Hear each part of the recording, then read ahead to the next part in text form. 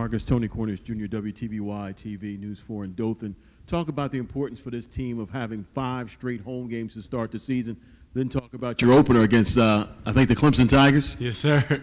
It's very exciting to have 5 home games. You know, you get to play in front of the best fans in the nation. And, you know, with playing a team like Clemson the first game of the season, you have to bring your A game because that's a great team.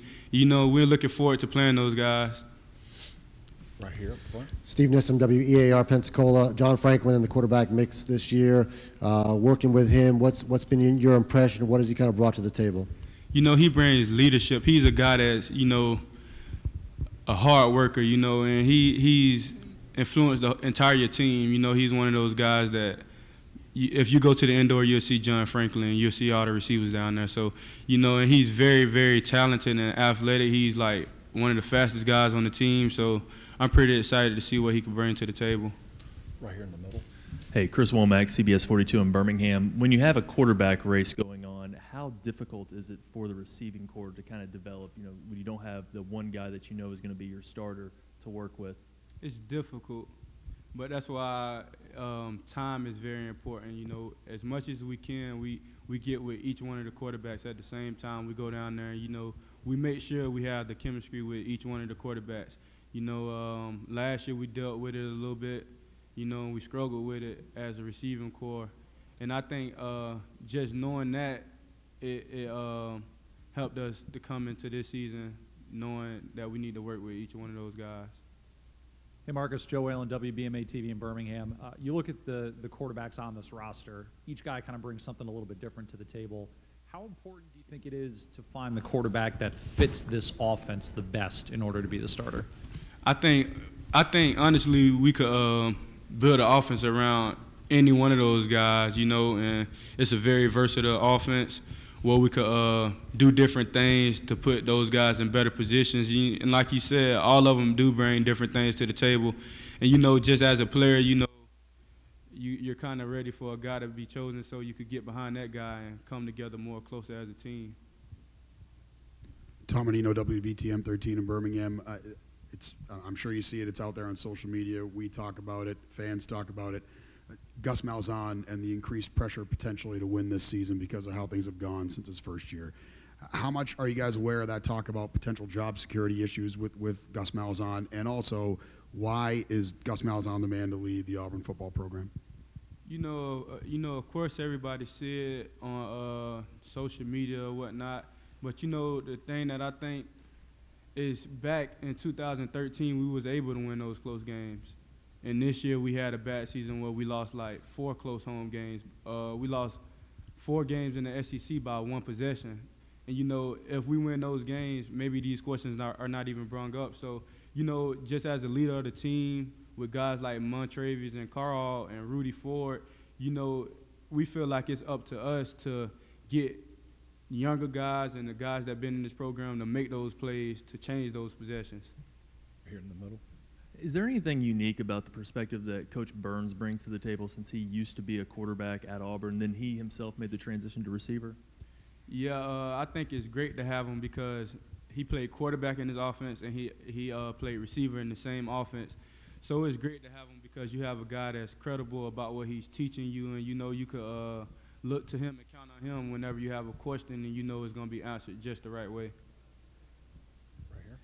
Wes Steiner with AL.com. Marcus, I know that you don't know too much about the new running back, Cameron Martin, former Baylor signee, but how much does it help the offense to have a guy that has that kind of skill set where he's just a speed guy that can, you know, help you out in a lot of different ways on the field?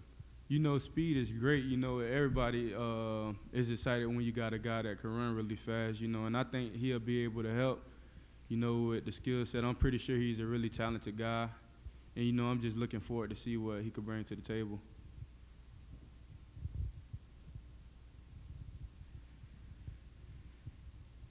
Right back here. Marcus, you talked about how it was just a couple of years ago this, you know, program was playing for a national championship. It won those close games that year. Last year, it was a different story. Year to year, what makes the difference for such a drastic turnaround in the outcome of those close games? I think it's the leaders on the team because it's proven that the coach could take us there. So it falls back on the older guys that you have on your team. You know, the seniors on this team is the freshmen that was on that 2013 team, and you know we know what to expect, and we want that feeling back. We still have that taste in our mouth, you know. So that's what we want to do, is to get back to where we were. And honestly, we taking it upon ourselves as leaders on the team. And going off of that, how much do you feel like it's up to you to lead your own position group, knowing what you guys come into the season with this year? It's very important. I'm not a guy that keeps up with media, but, you know, if you ask a question about Auburn, you'll probably say a weak spot on the offense is the receivers. And, you know, and God, we hear those type of things, and I don't feed into it as much, but that drives us to work hard, and that drives us to do what we need to do to be the best we could be. Right here. Last year, you guys came in as the favorite in the SEC. This year, a little more under the radar. Do you like this scenario better coming into a season? I think it's better that way, to be honest, you know, because you don't have to play with trying to live up to expectation. You know, sometimes you got young kids or 18-year-olds that got such high expectations. You know, some kids may not know how to handle that. And I just think it's good to be where we are now and just work as hard as possible to be the best that we can be.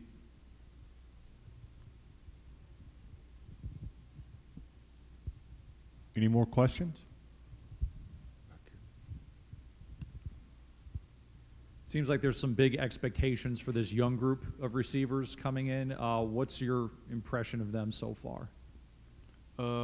Those guys are, you know, back to the leader standpoint, you know, as a freshman, when you come in, you only do what you could get away with. And, you know, being leaders of the team and with the leaders that we have now, we just bringing them to an environment where it's hard work, and that's what they know now. So they coming in, and those guys are already talented. So, you know, we just trying to establish that, because coming in, we had guys like D. Ford, Chris Davis, Jay Price, Trey Mason, and those guys, when we got in, we just followed their lead, and that's what we're trying to do for the talented freshmen that's coming in now. Marcus, I know you have a lot of contact with Jeremy Johnson in the offseason. Where is his head at right now? And talk about the qualities you see in him and each of the other quarterbacks that are vying for that top spot. Well, yeah, first off with Jeremy, he's been my roommate since the springtime, and I just think his mindset is what he needed the most to get back to where he was, because I think we all know he's a very, very talented guy, but, you know, he had, you know, issues on the field, you know, and I just think that him battling back from that, I think he overcame that this summer. And, you know, like I stated before, all three of those guys talented, and they all have different things to offer to this offense. And I just believe once we get behind one guy, that's the better the team will be. Back over here. Noah Mendel, WTVY News 4 Dothan. You're wearing a pretty nice ring right there. How do you use that as motivation to go into this season, looking back from 2013?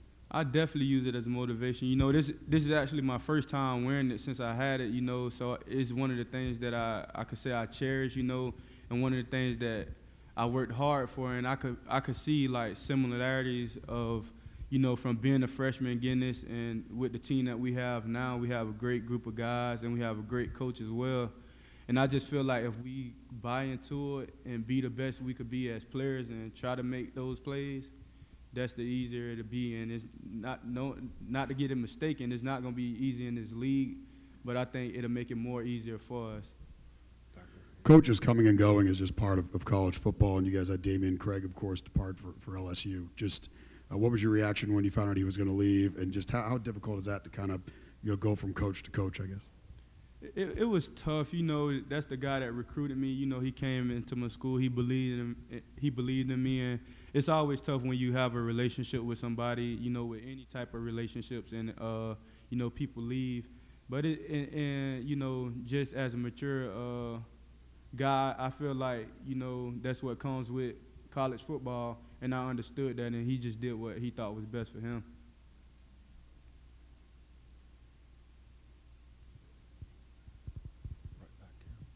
Marcus, I know you guys start with that nice run at home on the schedule, but you look at the actual games, you got Clemson, A&M, LSU is mixed in there as well. Do you feel like it's make or break that first month of the season for you guys? Well, personally, I don't look at it that way. You know, I look at it as one game at a time. Like, if you was to ask me, I couldn't even tell you who we played after Clemson because I'm focused on Clemson right now. So, honestly, I couldn't even tell you who we played after them as of right now. You know, we just focusing on ourselves, and we know that we have a good opponent coming into the first game, so we doing whatever we can do as a team to prepare for them. Right back here. Marcus, as you look at Clemson on tape and break them down, their defense, what do you see? I see a great defense. You know, I see a great team. You know, they got guys that's flying around, guys that's loving playing the game. And, you know, I'm pretty excited to go against that defense because, you know, just as a college athlete, you always want to be on the big stage and you always want to play in big games. And, you know, we open up with one of the better teams in the country right off the bat. So, you know, it's pretty exciting to play those guys.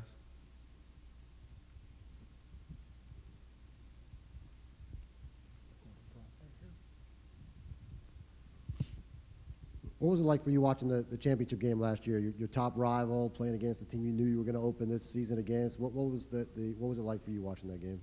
You know, with all due respect to both of those teams, they are very good teams. You know, and just playing in the championship game my freshman year, you know, you want that same thing for your team, and you know, you want to start working right then when you're watching that. So. You know, you have to bring your A game while playing both of those teams, and that's what we take pride on because we have one of the tougher schedules in college football. So that's what we kind of taking pride into doing and playing in those type of games.